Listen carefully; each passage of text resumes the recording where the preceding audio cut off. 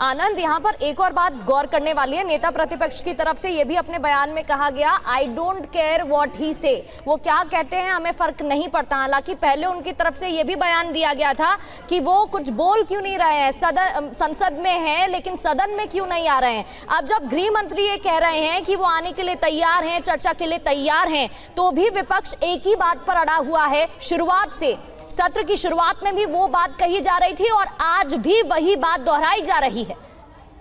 देखिए, सरकार की तरफ से दो बातें कही जानी है। पहला ये इनका कहना है कि अमित शाह को बाहर इसलिए बयान देना पड़ रहा है क्योंकि लोकसभा और राज्यसभा चल नहीं पा रही है ठीक से और हंगामा हो रहा है, इसलिए अगर हाउस ऑर्डर में नहीं है तो लोग हाउस के अंदर अमित शाह नहीं बोल पा रहे, इसलिए उनको मजबूरी में बाहर आके बोलना पड़ रहा है क्योंकि लोकसभा को और राज्यसभा को विपक्ष जो अपने हंगामे के चलते चलने नहीं दे रहा। और दूसरा, राहुल गांधी का जो बयान है, आप देखिए कि आप एक कॉन्फिडेंस देखिए, ये बात सही है कि सरकार जो है वो बैकफुट पे है। विपक्ष के हाथ में एक मंत्री का ऑलरेडी इस्तीफा है। अब इसको आप सीजेपी को क्रेडिट दीजिए, विपक्ष को दीजिए, दोनों क्रेडिट जाता है कि उन्होंने मंत्री का इस्तीफा लिया है, जो कि पहले कहा जाता था कि इस सरकार में इस्तीफे नहीं होते। अब राहुल गांधी का कॉन्फिडेंस ये है कि उन्होंने पूरे इस मॉनसून सत्र में जिस तरह से लगातार सरकार को घेर के रखा, हंगामा किया, सरकार को कटघरे में खड़ा किया, अब उनको लग रहा है कि अब उनके इस दबाव के चलते अमित शाह को बयान देना पड़ रहा है। अब उनको इस तरह उनके इस बयान को विपक्ष और खासकर कांग्रेस पार्टी राहुल गांधी एक जीत के तौर पर देख रहे हैं। इसके बाद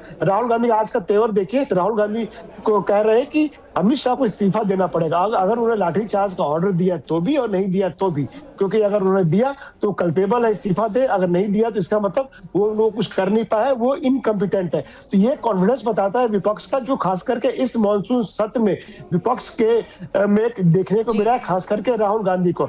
पश्चिम बंगाल के चुनाव में शानदार जीत के बाद बीजेपी जो एक बहुत क्या कहा सातवें आसमान पे थी, कहीं न कहीं मॉनसून सत्र के बाद ऐसा लगता है कि बीजेपी और सरकार जो है फिलहाल अब जमीन पे आ गई और इसको जो विपक्षी दल है, खास करके राहुल गांधी, कांग्रेस पार्टी, वो अपने लिए जीत के तौर पे देख रहे हैं। लेकिन एक बड़ा सवाल दिनेश जी, गतिरोध को लेकर रोजाना हम कर रहे हैं संसद की कार्रवाई, जब हंगामे के भेंट चढ़ी, सरकार के सामने विपक्ष ने कहा चर्चा हो, सरकार चर्चा के लिए तैयार थी, बावजूद उसके सदन में हंगामा होता रहा। विपक्ष ने साफ तौर पर कहा कि गृह मंत्री आकर जवाब दे, संसदीय कार्य मंत्री ने कहा गृह मंत्री आकर जवाब देंगे, चर्चा के लिए तैयार हैं, बावजूद इसके विपक्ष नहीं माना। आज जब गृह मंत्री कह रहे हैं कि वो चर्चा के लिए तैयार हैं, लेकिन राहुल गांधी के उस स्टैंड को देखते हुए तो अभी भी साफ सवाल बना हुआ है कि विपक्ष चर्चा के लिए तैयार नहीं है। बिल्कुल, और जो संदेश जा रहा है, देखिए इसमें दो तरफ तो शतरंज के खिलाड़ी बैठे हुए हैं, सत्ता पक्ष और विपक्ष को इस संदर्भ में मान लीजिए, लेकिन इसका जो प्रेक्षक है वो देश की जनता है और दोनों ही देश की जनता को संदेश देने की कोशिश कर रहे हैं। लेकिन फिलहाल इस मामले में ऐसा लगता है कि सत्ता पक्ष का पलड़ा भारी है। वो इसलिए क्योंकि उन्होंने ये बता दिया कि इन दोनों ही मुद्दों पर जिसमें आप इतने दिनों से चर्चा की बात कह रहे हैं, हम चर्चा के लिए तैयार हैं। अब ये जो बात है, हम चर्चा के लिए तैयार हैं, अब इसमें ये डिक्टेट किया जाना कि आप चर्चा किस तरीके से कीजिए, या ये डिक्टेट किया जाना कि आप पूरी बात मत कहिए, बाकी बातें हमको प्रवचन लग रही हैं, लेकिन आप सिर्फ इतना आकर कहिए कि आपने पैलेट गन चलाने का आदेश दिया था या नहीं। ये जाहिर है जनता के बीच में ये संदेश जा रहा है कि गृहमंत्री जब जवाब देने के लिए तैयार हैं, वो चढ़ावा चोरी का मामला हो या बल प्रयोग छात्रों के ऊपर किए जाने वाला मामला, इन दोनों में ही सरकार जवाब के लिए तैयार थी। तो जिसका इशारा अभी आनंद भी कर रहे हैं। देखिए, ये सत्ता पक्ष को घेरा है विपक्ष ने इस मॉनसून सेशन में, अभी तक ये बात स्थापित रही है, लेकिन यहां से संदेश ये जाएगा कि सरकार महत्वपूर्ण विषयों पर चर्चा के लिए तैयार तो थी, फिर बोलने क्यों नहीं दिया गया। अगर आपको आपके जवाब नहीं मिलते सवालों के, तो आप बाद में ये कह सकते थे कि इस पर्टिकुलर सवाल का जवाब तो हमको मिला ही नहीं, ऐसा लगा जैसे प्रवचन मिल गया हो, लेकिन ये बाद में कहा जा सकता था। अभी सरकार ये कह सकती है कि हम चर्चा के लिए तैयार थे, लेकिन विपक्ष इसके लिए उसने सहयोग नहीं किया। बिल्कुल दिनेश जी, जिस तरीके से यहाँ पर बयान दिया गया, एक बार फिर से नेता प्रतिपक्ष की तरफ से लग तो यही रहा है कि विपक्ष का मनोबल बढ़ा हुआ है और विपक्ष बात करने के लिए राजी नहीं है। सवाल वही पूछे जा रहे हैं जो शुरुआत से पूछे जा रहे हैं। नेता प्रतिपक्ष राहुल गांधी ने क्या कहा, एक बार फिर से आपको सुनवाते हैं। मैंने प्रेस कॉन्फ्रेंस किया, बाकी ऑपोजिशन ने क्लियरली बोला है, we are not interested in listening to mister Amit Shah imagination. We're not interested in him giving us a lecture or a discussion. We are interested in one simple thing. And when I say we, I mean the younger generation of this country. Who shot those students?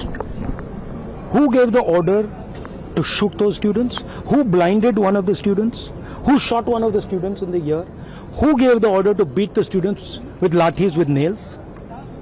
Who gave that order? That order was implemented by the Home Ministry. Delhi Police and RAC are both Home Ministry systems.